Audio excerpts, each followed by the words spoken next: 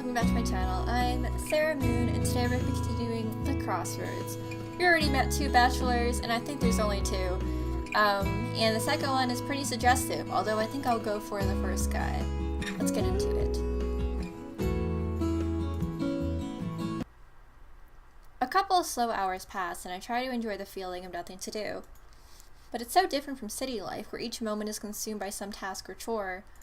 I wander around the house, peering into unused rooms and checking in interesting nooks and crannies. Eventually, I find my way into the main hallway. I'm always into the back foyer when a figure steps out from a doorway to one side. As soon as he spots me, he saunters a step closer, a smile forming on his face. Sarah, I've never heard anyone speak my name with such eloquence before. Or in half of her. I see you're acquainting yourself with the house. How are you finding it so far?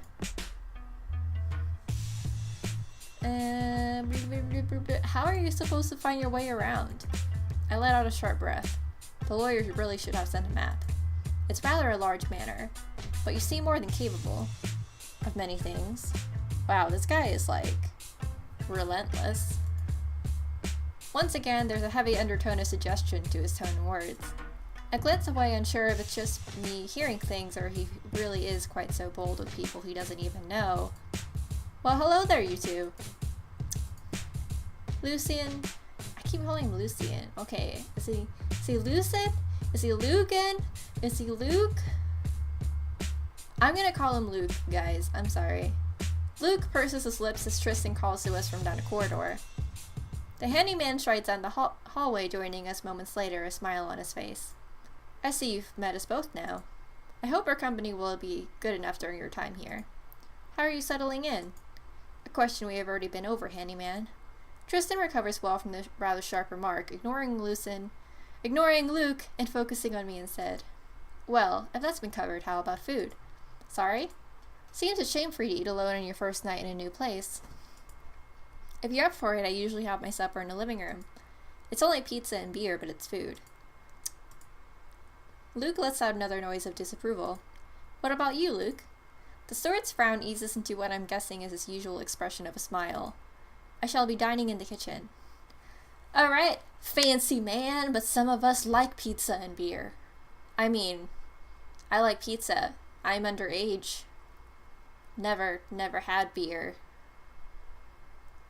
His gaze flickers to Tristan. On a meal much more befitting what our guests should be eating. The two men glare at each other, a heavy air suddenly pressing down on the narrow hallway. Man, I've just moved into house sit, and I already have two hot guys fighting over me. This is the novel of dreams. I picked up on a little hostility when they spoke of each other, but I don't know where this anger between them suddenly stems. Maybe it's a dislike that's been going on for some time? Either way, I get the impression that neither would respond well to suggesting that we all eat together. Thank you both. I step a little forward, their attention shifting to me. But I'm not that hungry at the moment, so it doesn't matter too much. I continue to smile, hoping to placate whatever weird anger they suddenly had. It seems to work, the men stepping back from each other. You're right, it's not like you have to eat with anyone. I just thought you might like it considering it's your first night. He shoves his hands into his pockets. So the offer's still there if you like. He then strides with casual steps down the hallway and disappears around a corner. It's rather uncouth at times. To think guests would enjoy dining on whatever it was he said. If you prefer something with more refinement, I shall be in the kitchen later. He too then leaves, with much more elegant steps than Tristan. As soon as I'm left alone, I let out a long sigh. I didn't realize there were going to be so many issues in this place. Though for the amount I'm getting paid, I probably still would have taken the job. I glance over the room the place the two men had just been, before turning and heading towards my room.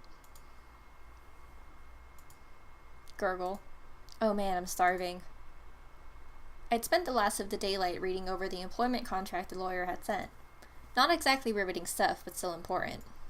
I let out a long sigh and leaned back into my chair.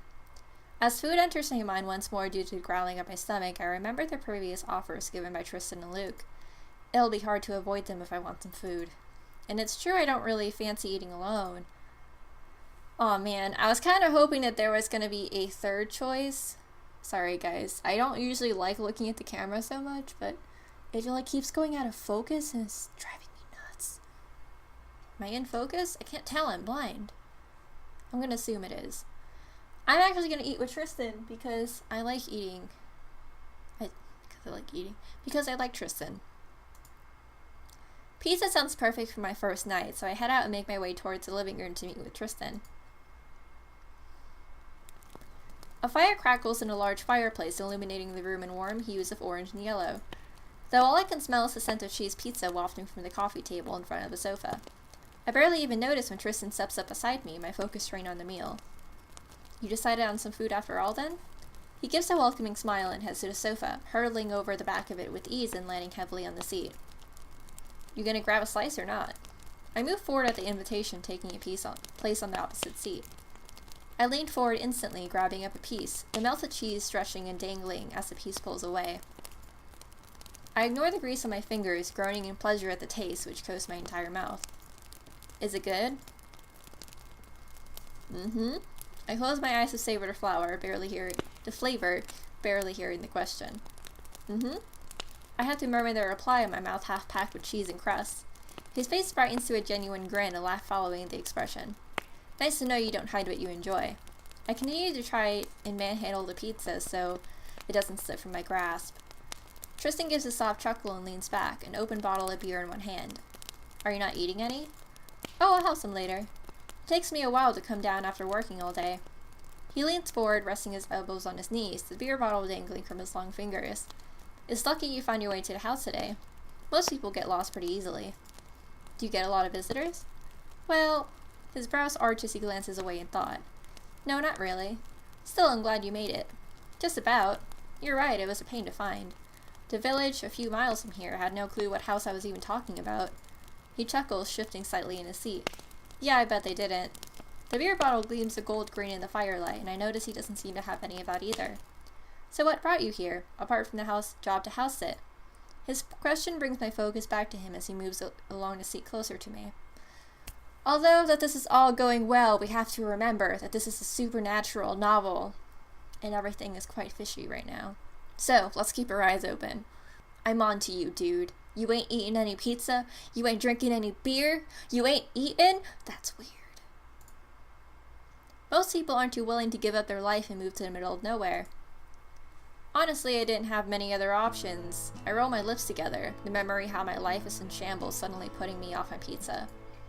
In my opinion, it would put me more on the pizza. To be honest, I didn't have any other options. I frowned deeply, shifting my gaze to meet a sympathetic one. I lost my job. I was about to lose my apartment.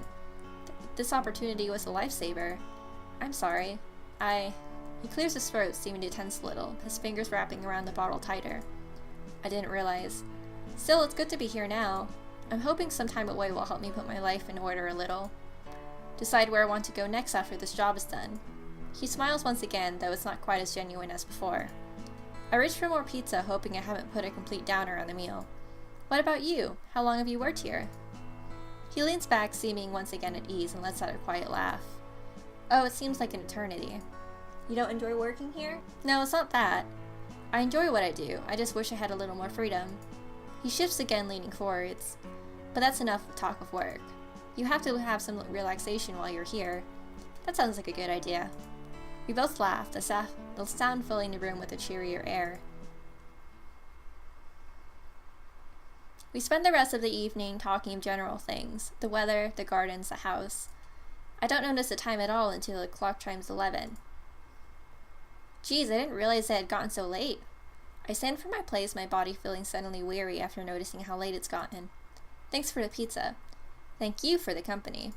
It made a nice change to eating alone.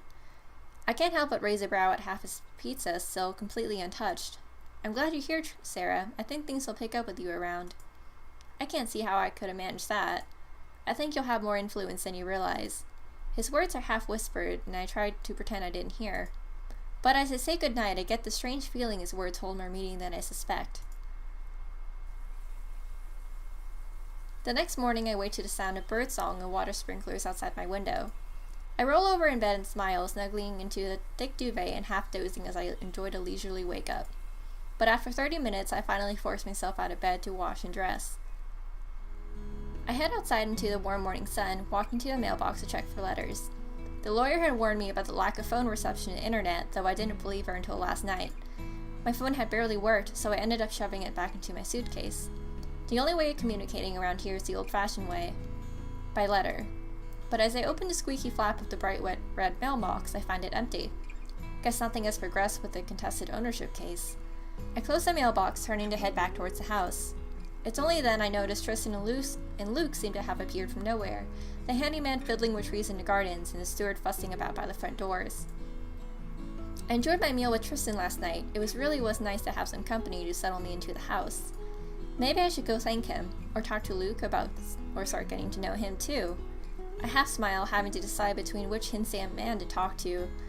A much preferable task to what I would normally do in my old life. I think we're going to talk to Luke this time, but in the next one. Alright guys, we're going to stop here before it gets too long. You can continue in the next one. I really appreciate you watching this. If you like it, go ahead and leave a like. If you have any comments or concerns about the game, go ahead and leave them down below.